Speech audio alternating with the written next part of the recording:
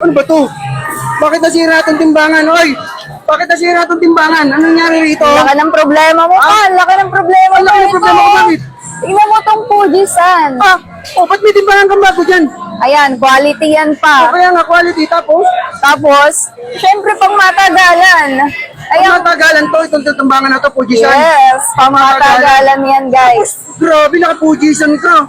Ang lupit mo ah. Ano to, solid pan ng Fujisan. Anong mga features nito? Anong mga makukuha natin ano dyan sa timbangan na yan?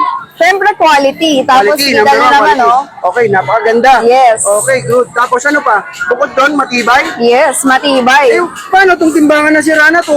Wala na, tapon mo na yan. Okay Wala na, na. dito na lang tayo sa Fujisan. Grabe ang Fujisan. Tapos ano pa yan? May warranty ba yan? Yes, may warranty to, guys. Tsaka ano, yung mechanical siguro niyan, maganda. Bagong labas, ang ganda ng kulay. Yes, tignan nyo naman, no?